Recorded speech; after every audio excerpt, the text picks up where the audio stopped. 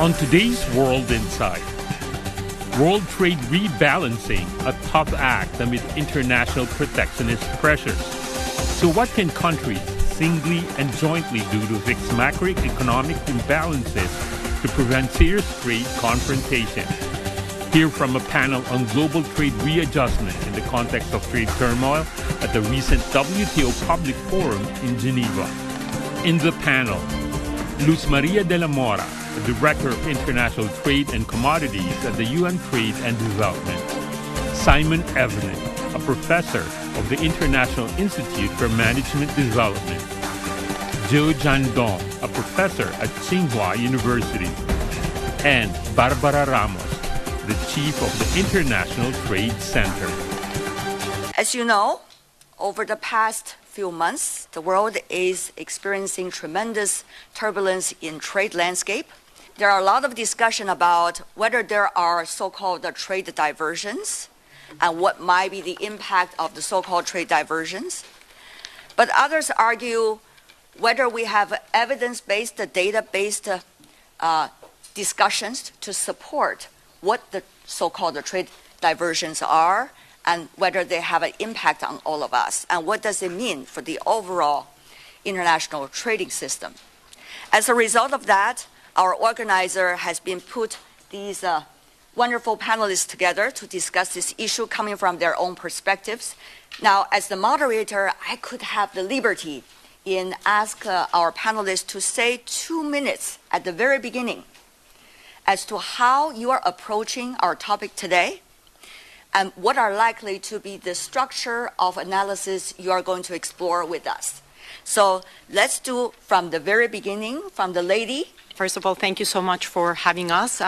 Why we are focusing on this issue right now? Because trade is an engine of economic development, and especially for developing economies and even more important for least developed countries that heavily depend on international trade. These countries depend on certainty, and they depend on rules. The rules that we have developed since some decades ago, and that offer predictability to these countries. What we are seeing today, and what most worries us, is that the lack of certainty, the lack of predictability in terms of trade policy measures, in terms of new tariffs, in terms of changing the rules of the game, is affecting disproportionately developing countries. Will affect their capacity to take advantage of exports, of trade, to attract investment, to effectively access finance, to be able to promote their own development. Thank you. Many people have expressed fears that products will be redirected from the US market to other countries, increasing import competition, potentially threatening jobs. I want to take that fear seriously, but also examine empirically, using the latest official trade data, how many, in which countries have seen an unusual increase in imports from China, and which ones have not. And in doing this, I would like to add to the factual base in this discussion for your consideration. Thank you. So I directly go to my slides and introduce myself, Jiandong Zhu from the PBC School of Finance, Tsinghua University. Start from the 2018, we form a research group to follow the Trump tariffs. Until now, it's already 7 years. So recently, we quantitatively evaluated the effect of Trump tariff 2.0 on international trade structure, me and my research group. So mainly we have, for brief, to ask these 5 questions. First of all, it's a unilateral optimal. We know it's a unilateral tariff increase. Then we still want to ask, what's the optimal tariffs for U.S.? And the second question will be, will Trump tariff 2.0 increase U.S. welfare? So which basically we want to put these Trump tariffs on rational ground, whether it is rational for U.S. to do so. Third effect, exactly as Simon say, we also study that diversion effect. 4 questions. What would be Trump tariff 2.0 for global trade, disruption for global trade, and also effect for U.S. trade? 5 questions. If the third country, Canada and Mexico, follow U.S. to impose additional tariffs against China, what are China's optimal strategy? Thank you. I'm here representing the International Trade Center. We are a joint United Nations WTO agency, and our focus is to support small businesses in developing countries compete in the global trade system, integrate and compete. And when I look at trade turmoil, and when we look at trade turmoil, one of the promises that a lot of our small businesses are talking about is digital. That digital can help them navigate what's happening now and not only be more resilient today, but adapt for changes in the future. So what I will be talking about today is our latest report, our latest flagship report, the SME Competitiveness Outlook, where based on interviews with over 7,000 companies in over 70 countries, we are taking stock of where they are in their digital transformation. What are the opportunities that they're seeing? But particularly, what are the challenges that they are facing in digitally transforming in a context that it's increasingly uncertain, as my colleague from UNCTAD has mentioned in her opening remarks. So this is what I'll talk about today. So one could tell all our panelists are having tremendous amount of material they want to explore with us. And at the same time, we are having a evidence-based, fact-based, data-based discussion. I hope that will continue until the end of this conversation today. So let's have a competition or a duet between the two academics. Professor Evanet and Professor Zhu, both of you have reports to share with us. Please, who goes first? Professor Evanet. As I said earlier, I want to look at the latest trade data to see whether or not there is significant trade diversion or trade deflection.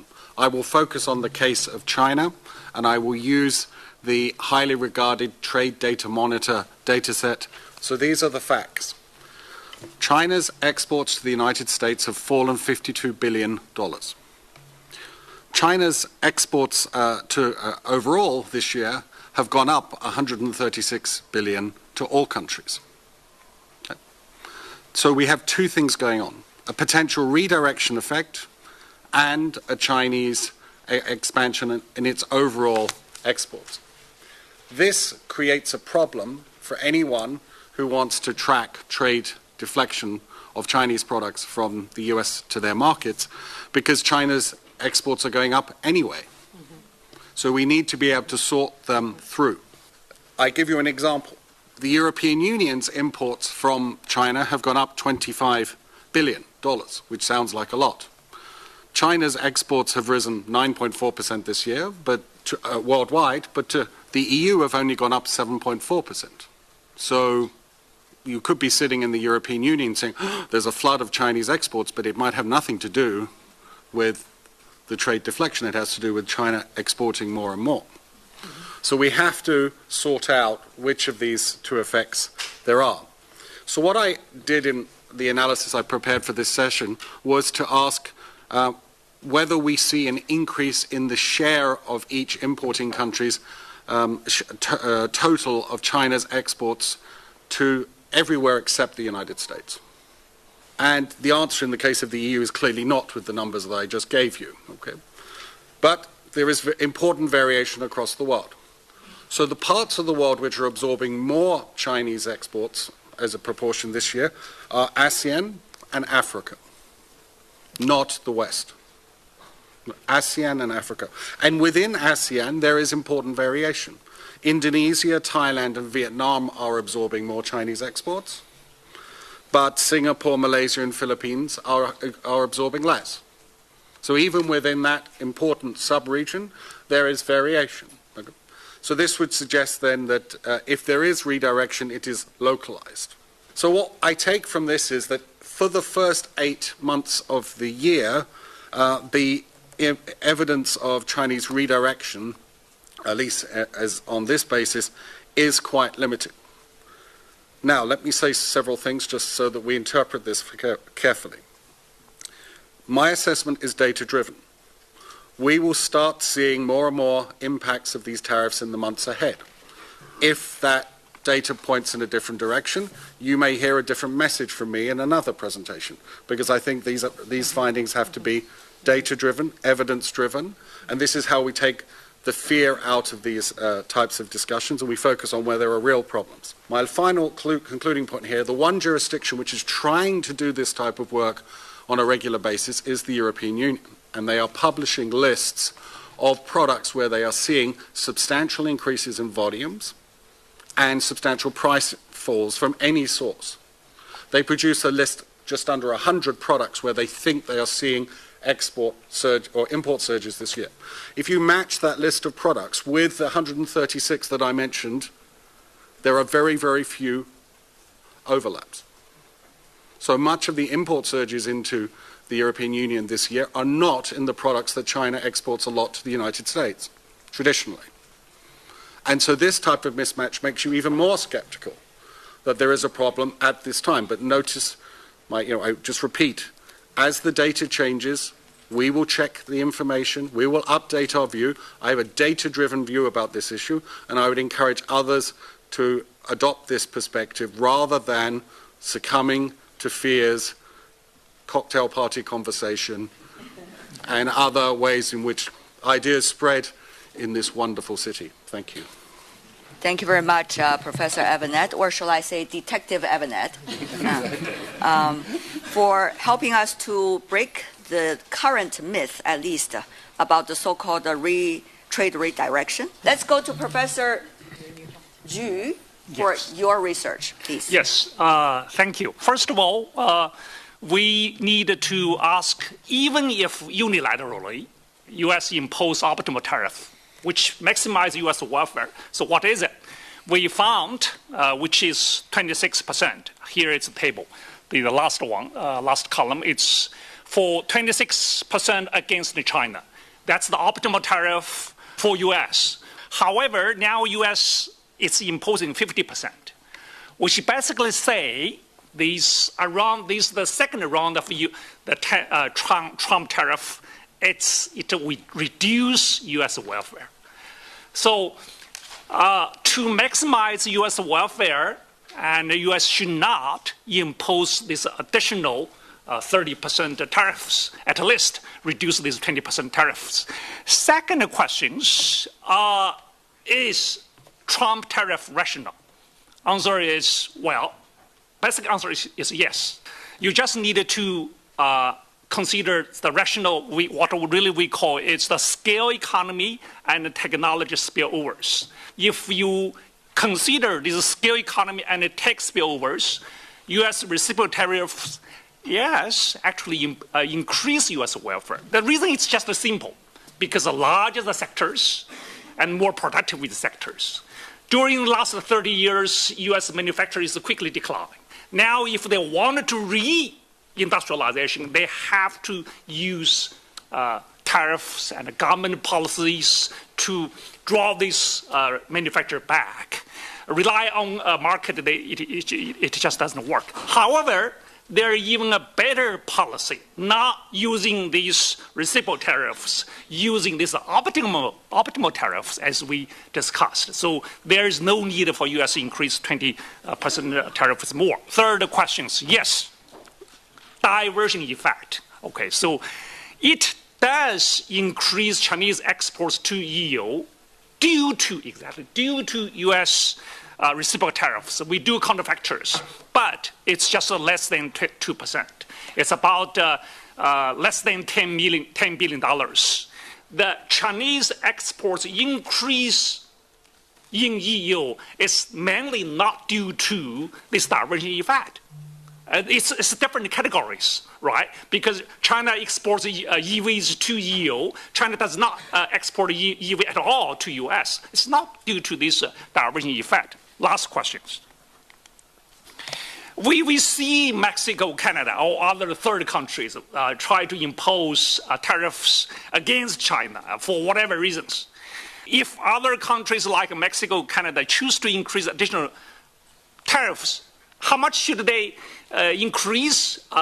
We calculate for them. It's optimal tariffs for Mexico is 30%, and for Canada it's also 30%. Should China retaliate? The answer is yes. China will retaliate because that maximizes Chinese welfare. To Mexico will be 15% and to Canada will be 10%. So that's a theoretical finding. The logic is really people understand if a country impose additional tariff to China, the optimal strategy definitely for China is just to go to retaliate.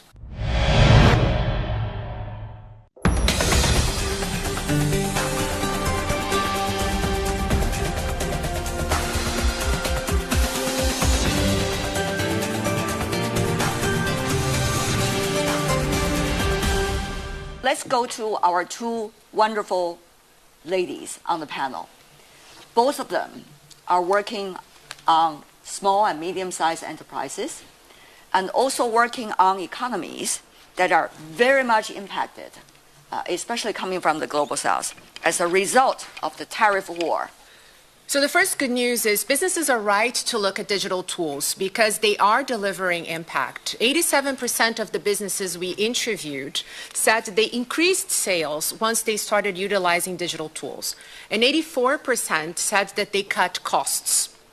So this is great news. The problem is once we started digging into these businesses, and what my team has done at ITC is to develop an index, what we call the Enterprise Digital Transformation Index, that looks at the sophistication and the intensity with which firms are using digital tools. And based on this index, we split these companies into three buckets. Expert users that are more sophisticated, advanced users that are sort of middle of the road, and the emerging users that have very basic uses of basic digital tools and technologies. And what we saw was a huge gap. The expert users, or the more sophisticated ones, they were 2 times more likely to innovate than the emerging users. They're also 5 times more likely to increase sales. And in a context of increasing trade costs, this is very important. Expert users were 12 times more likely to cut costs than the emerging users. So while the benefits are real, they are not equal for all types of firms. Then our question became, what makes an expert user? What allows these firms to have this more sophisticated use of digital tools? And essentially the answer is the environment in which they operate. When the environment fails, these gaps amongst firms appear. Those that manage to become expert users against all odds are usually large firms, firms managed by men, and non-youth managed firms. So the usual suspects, small businesses, women-led businesses, youth-led businesses, they start lagging. Now, when the environment was conducive, these gaps pretty much disappeared. So sometimes we say, oh, there is a firm-level problem. We need to support the firms to have better innovation. It's actually the environment. Because when the environment was good, these gaps pretty much were zero. Let's go to the finding by our friend Ms. Luz Maria to give more details as well, please. Well, basically, not all economies are equally exposed to trade policy uncertainty, even if the uncertainty coming from the U.S. and also the uncertainty that it has been, that has embedded today the international trading system is coming from the same source. At UNCTAD, we have seen that there are several factors, but I would like to talk about 2 factors that could help address this lack of certainty and could build resilience into developing countries, least developed countries, and into the system. One of them is to try to diversify export markets, which obviously is easier said than done, but the long term and the short term start at the same point. So this is something that has to be considered in the long term. At the firm levels, companies selling into multiple markets have more capacity to redirect their shipments when trade in one market, in this case, the U.S. market, is disrupted. But not only the U.S. market, other markets, for example, U.S. trading partners in North America, for example. So at the country level, broad export bases allow economies to offset declines in one region with gains elsewhere, reducing volatility. A clear example is China. The second quarter of 2025, exports from China increased, while exports to the U.S. fell. So China's total exports were able to grow, driven by sales to third markets. Now, when we talk about small and medium-sized companies, another factor that can help them is by participating in international trade agreements beyond the multilateral trading system and within the context of the rules of the multilateral trading system. Free trade agreements, regional trade agreements also offer certainty to countries and to companies that depend on international markets. So everybody has already shown their colors, so to speak. Now it's important that we go into some of the details of your findings and see how it's related to some of the most discussed issues. Professor Avenat, you talk about the export surge of China, and you provide already from April to August, if I remember the numbers. So how much do you think it is related to what many have discussed about the so-called industrial policies used by China, not only now, but also earlier times? So the data I referred to earlier was always January to August. We have seen an export recovery in China. China's exports in US dollar terms peaked in 2022, fell in 2023, recovered partially in 2024, and this year have just breached where they were in 2022. This, by the way, counters the narrative you read in a lot of newspapers that China's exports just go up and up and up. Okay, that's point one. Point two, one of the drivers of this is almost certainly going to be the domestic macroeconomic situation in China, where, according to most the indices we know, producer prices are falling, and so if selling at home is less profitable, we should not be surprised that firms start trying to sell abroad. Yeah? You can tell that story without mentioning industrial policy. But third, there probably has been a role of industrial policy in supporting industries during this difficult adjustment after COVID in China, and I think we need to be aware of that. Documenting that is not so easy. The IMF recently made an effort to do so. They estimated that China's industrial policy expenditures were about 4.4% of its GDP in 2023, which would be about $880 billion. But I will add just one more point on this. So there is some money being spent. The question is it having an effect? That's what future research will have to show. May I make one observation based on, I teach at a business school where we deal with lots and lots of multinational companies from all over the world. One point which they make, which many of the competitors of Chinese firms make, is that their Chinese rivals are able to offer incredible financing terms. So I'll use an example that one firm said which sells wind turbines, that their Chinese rivals were able to offer the following deal, that take the turbine now from us and you don't pay us for 5 years. The key point here is that for a major investment of that nature, the impact of that type of offer on the cash flow of the customer is significant because they don't have to pay the cash out for 5 years. Mm-hmm. And if that type of support is pervasive, then I think we will have a lot more trade tensions with respect to Chinese exporting. I leave that as a thought. And your discussion partner, Professor Zhu, I also want to go to you about that. So the industrial upgrading, as all of you have mentioned about China, how much is that having an impact on China's trading partners? Then 30 years ago, or then even 20 years ago, what's really a big issue? Well, the big issue is China. What's really big issue theoretically? The big issue theoretically is the scale economies. So now the scale economies, to our research, play much more important role than ever before. So we even 5 years ago, even 10 years ago, we did not see Chinese manufacturers as such productive. But just recently, 5 to 10 years, these manufacturers really productive, right? So these due to these scale economies. So now you see these digital economies and the climate change economies, all there's a huge scale economies. So then let me just put it in the ground. These scale economies is just the issues, is a reality. We can't go around. So we needed to deal with that on the multilateral and platform, but we just can't just ignore that. Let me put it first. So then, for example, so what would be the effect of China's diverting, well, if they trade to, say, to yields? To our understandings, the about 7-8% increase of the exports recently in the last 7 or 8 months, 9 months. To our calculation, more than 6% is fundamentals.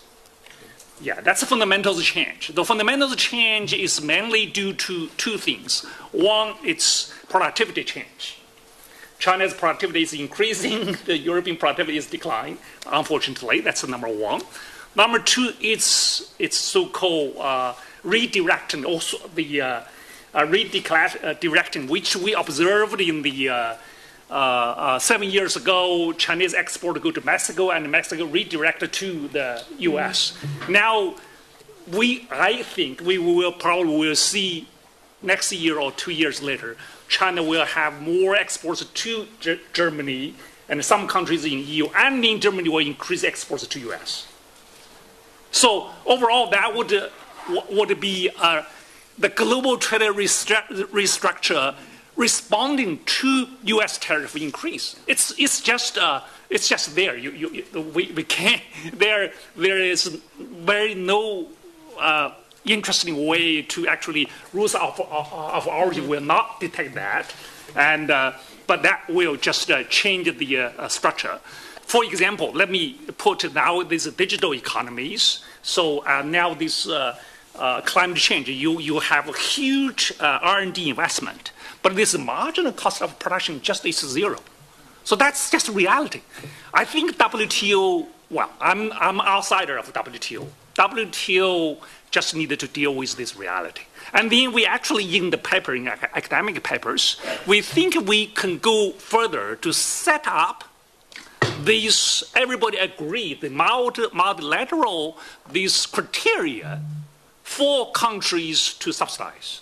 This is industrial policy. What would be subsidized? These WTO should accept, other countries would accept. Then the theoretical answer is easy until measure these scale economies. How much you should subsidize up to these scale economies? No, not above that. And then that's not that hard questions for academic research. We can actually measure these scale economies for each country, for each sectors.